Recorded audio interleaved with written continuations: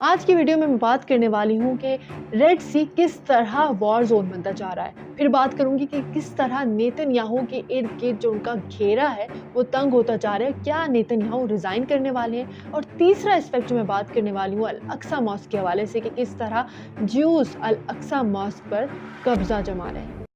अस्सलाम वालेकुम, मेरा नाम लाइबा ज़फ़र। आप लोग मेरा यूट्यूब चैनल देख रहे हैं। काफ़ी लंबी ब्रेक के बाद मैं दोबारा से अपनी वीडियोज़ बना रही हूँ और इंशाल्लाह ये सिलसिला जारी रहेगा। जब मैंने वीडियोज़ बनाने से ब्रेक ली थी, तो उस टाइम हमास और इसराइल की वॉर को मैं कवर कर रही थी और वो फुल स्केल वॉर जारी थी और इसराइल ने गज़ा स्ट्रिप के अंदर इन्वेजन को स्टार्ट किया हुआ था। लेकिन अब जब मैं वापस आई हूँ तो बहुत सारी चीज़ें चेंज हो गई हैं। लेकिन एक चीज़ जो है वो सिमिलर ही रही है, वो ये कि इसराइल के हाथों गज़ा में रहने वाले मुसलमानों का कत्ल। लेकिन बहुत सारी चीज़ें तब्दील भी हुई हैं। सबसे पहली चीज़ जो तब्दील हुई है कि वॉर के बारे में जो हम लोग आवाज़ उठा रहे थे सोशल मीडिया प्लेटफ़ॉर्म के ज़रिए, वो वीडियोज़ बनना, वो पोस्ट लगाना कम होती हुई नज़र आ रही हैं। अब यूट्यूबर्स के लिए बहुत प्रॉब्लमैटिक हुई क्योंकि जो भी यूट्यूबर अगर गज़ा में रहने वाले मुसलमानों के हक़ में आवाज़ उठा रहा था, उनकी ग्राउंड रियलिटी दिखा रहा था, तो उनके यूट्यूब चैनल्स को बंद किया जा रहा था। आज की वीडियो भी हमास और इसराइल के वॉर से रिलेटेड ही है, लेकिन मेरी कोशिश होगी कि मैं ऐसे विजुअल्स ना लगाऊँ ताकि मेरे चैनल पर भी कोई पाबंदी ना आ जाए और मैं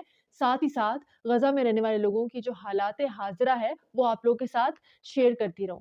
अब जैसे मैंने बताया कि वॉर का जो लैंडस्केप है वो बिल्कुल चेंज हो गया है क्योंकि अब गज़ा स्ट्रिप और इसराइल के बीच में ये जंग नहीं रही, ये जंग रेड सी की तरफ आ गई है और रेड सी में जो इस टाइम स्टेक होल्डर्स जंग लड़ रहे हैं, वो ये है कि हूतीज़ 19 नवंबर से रेड सी में उन्होंने अपने जो बोट्स हैं, वेसल्स हैं, वो तैनात किए हुए थे और जो भी कार्गो शिप्स वहाँ से गुज़र रहे थे, तो ख़ास तौर पे इसराइल और इसराइल से लिंक्ड कार्गो शिप्स, तो उन पर वो अटैक कर रहे थे। अच्छा, यहाँ पर बताती चलूँ कि अगर आप लोग को नहीं पता कि हूती फ़ोर्सेस कौन-सी हैं, तो हूती फ़ोर्सेस यमन की प्रॉक्सी फ़ोर्सेस हैं और ये डे 1 से जब से इसराइल और हमास के बीच में जंग का आगाज़ हुआ है, तो ये पार्टिसिपेट कर रहे हैं गज़ा मुस्लिम की सॉलिडेरिटी के लिए, उनको सपोर्ट करने के लिए। अब ये रेड सी में जैसे मैंने आप लोग को बताया कि जो भी इसराइल और इसराइल से रिलेटेड लिंक्ड कार्गो शिप या कोई भी वेसल जाता था तो उस पर अटैक करते थे ताकि वो इसराइल तक ना पहुंच सके और इसराइल को इकोनॉमिकली उसको श्रिंक कर सके। तो अब क्या हुआ कि कुछ रोज पहले उन्होंने अमेरिकन बोट शिप पर भी अटैक किया, तो अमेरिका जो है वो भी अब रेड सी में डायरेक्टली इन्वॉल्व हो गया है क्योंकि यूएस ने भी अपने शिप्स को वहां पर तैनात कर दिया है और लास्ट वीक में 10 हूती फोर्सेस को हलाक भी किया है। लेकिन यहाँ पर एक बड़ी इंटरेस्टिंग बात है, वो ये कि अब ईरान भी यहाँ पर शामिल हो गए। ईरान ने भी कहा जा रहा है कि अपने जो डिस्ट्रॉयर शिप्स हैं उनको वहाँ पर भेज दिया है ताकि वो हूतीज़ को सपोर्ट कर सकें और क्योंकि यूएस ने अभी रिसेंटली स्टेटमेंट दिया कि वो अपने 10 कोएलिशन फोर्सेस जो जिसमें यूके, कनाडा और यूरोप के ममालिक शामिल हैं, वो फोर्सेस वहाँ पर डिप्लॉय करेगा।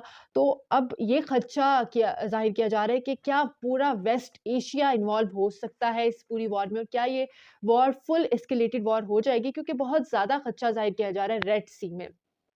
क्योंकि Red Sea economically point of view से देखा जाए तो बहुत ज़्यादा जियो इकोनॉमिक उसकी जो स्टेटस है वो बहुत ज़्यादा इंपॉर्टेंट है क्योंकि वहाँ पर तकरीबन 75% क्रूड ऑयल वहाँ से पास होता है। पूरी वर्ल्ड का क्रूड ऑयल वहाँ से जाता है। ख़ास तौर पे जो मिडल ईस्ट कंट्रीज़ हैं, उनका ऑयल जाता है यूरोप की तरफ और वो शॉर्टेस्ट रूट है क्योंकि रेड सी से मेडिटेरियन सी से ब्लैक सी।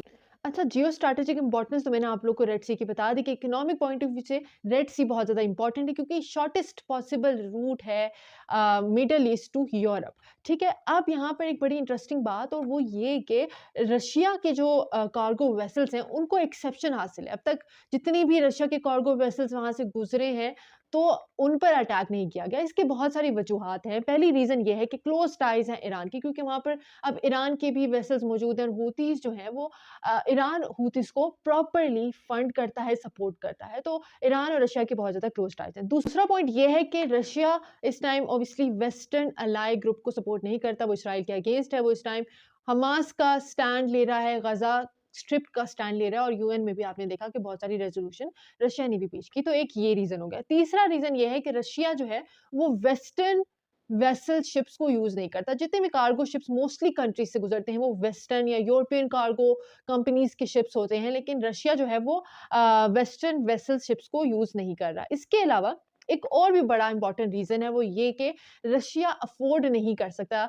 अगर वो अपने क्रूड ऑयल को रेड सी से ट्रांसफ़र नहीं करेगा। अगर वो दूसरा रूट लेता है, तो उसके लिए बड़ा प्रॉब्लम हो जाएगा कि वो इंडिया तक अपना क्रूड ऑयल बहुत डिले कर सकता है। अब इस तरह के मैं आप लोगों को बताती हूँ कि ब्लैक सी से वो अपना क्रूड ऑयल मेडिटेरियन सी में भेजता है, मेडिटेरियन सी से फिर वो रेड सी में भेजता है और रेड सी से इंडियन ओशन में आ जाता है और इंडियन ओशन से इंडिया तक रशिया अपना क्रूड ऑयल सेंड कर देता है और ये क्रूड ऑयल आने में तकरीबन 27 डेज़ लगते हैं। और अगर वो अपना दूसरा रूट अप्लाई करता है, जैसे अगर मैं आप लोगों से कहूँ कि वो अगर साउथ जो चाइना सी है वहाँ से आते हैं तो उसको तकरीबन 44 डेज़ लग सकते हैं, जो रशिया इस टाइम अफ़ोर्ड नहीं कर सकता। वीडियो के आगाज़ में मैंने आप लोग को बताया था कि मैं मुख्तलिफ एस्पेक्ट्स का ज़िक्र करूँगी इसराइल और हमास की वॉर, जो कि 2-3 महीने से जारी है, बल्कि तीसरा महीना भी ख़त्म होने वाला है। लेकिन अब सूरत हाल जो है वो बहुत ज़्यादा डिफरेंट है। जब हमने पहले महीने में देखी तो मिक्स लोगों के ओपिनियंस थे, लेकिन अब बहुत ज़्यादा वन साइडेड ओपिनियन होते जा रहे हैं क्योंकि जेनोसाइड लोगों को अब नज़र आने लग गया है। इसके नतीजे में बहुत ज़्यादा बायकॉट कैंपेन्स भी चली। इस पे मैं एक इंडिविजुअल वीडियो बनाऊँगी कि बायकॉट कैसे वर्क कर रहा है इसराइल के अगेंस्ट। इसके अलावा नेतन्याहू की सिचुएशन के बारे में बात करते हैं, जो कि इसराइल के प्राइम मिनिस्टर हैं। उस टाइम शुरू में जब वॉर का आगाज़ हुआ था तो बहुत ज़्यादा वो अपने आप को हीरो की तरह पेश कर रहे थे, लेकिन अब उनके इर्द-गिर्द जो घेरा है वो तंग होता जा रहा है। जो जुडिशियल ओवरहॉल लॉ आप लोग को पता होगा कि उन्होंने पास कराया था, जिसमें उन्होंने बहुत ज़्यादा पावर जुडिशरी की अपने हाथ में रखी थी, जिसके नतीजे में इसराइल में मैसिव प्रोटेस्ट हुआ था और जिसको कहा जा रहा था कि इसराइल की डेमोक्रेसी के लिए खतरा है। उस बिल को कोर्ट ने ख़त्म कर दिया है। तो एक ये भी बहुत बड़ी मुश्किल आ गई है नेतन्याहू के लिए। इसके अलावा ओपिनियन पोल्स हुए हैं जो कि बहुत ज़्यादा इम्पोर्टेंट होते हैं इलेक्शन से पहले। वो ओपिनियन पोल्स तकरीबन 16% लोगों ने कहा है कि हम नेतन्याहू को वोट देंगे। बाकी लोग खिलाफ है नेतन्याहू के और वो देखना भी नहीं चाहते कि नेतन्याहू चला जाए। दूसरा ओपिनियन पोल हुआ जिसमें 70% लोगों ने कहा है कि नेतन्याहू को हटा दो। सिटीज़न जो हैं इसराइल के वो प्रॉपर्ली अगेंस्ट हो चुके हैं। इसके अलावा लास्ट चीज़ जो मैंने आप लोग के साथ शेयर करनी थी वो ये कि अल अक्सा मॉस्क में 7 अक्टूबर के बाद से मुसलमानों पर पाबंदी लगी थी कि वो वहाँ पर इबादत नहीं कर सकते। तो आप ये वीडियो देख सकते हैं कि किस तरह ज्यूज़ जो हैं वो मेन गेट के बाहर अल अक्सा मॉस्क के अहाते में मौजूद हैं और वहाँ पर वो अपनी जो कोई रसूमात हैं वो कर रहे हैं और एक तरह से उनका जो मकसद है वो पूरा होता हुआ नज़र आ रहा है, क्योंकि ऑलरेडी वो चाहते हैं अल अक्सा मॉस्क की जगह वो अपना कोई माउंट टेम्पल बना दें और आहिस्ता-आहिस्ता उनकी जो ये ख्वाहिशात हैं वो पूरी होती जा रही हैं। आई होप कि 2024 के अंदर, बल्कि अभी मैं तो चाहती हूँ कि सीज़फायर हो जाए और ये कोई ना कोई हल निकल सके। लेकिन ये भी इम्पॉसिबल है कि अब इस मसले का कोई हल हो, क्योंकि डू और डाई वाली सिचुएशन है और इस टाइम जो नुकसान हो रहा है वो गज़ा में रहने वाले मुसलमानों का हो रहा है। अगर आप इसी तरह की मज़ीद इंटरेस्टिंग वीडियोज़ देखना चाहते हैं और चाहते हैं कि अपडेट रहें गज़ा और इसराइल की सूरत हाल के हवाले से, तो प्लीज़ मेरे चैनल को लाइक करें, सब्सक्राइब करें और नोटिफ़िकेशन के बटन क्लिक करें।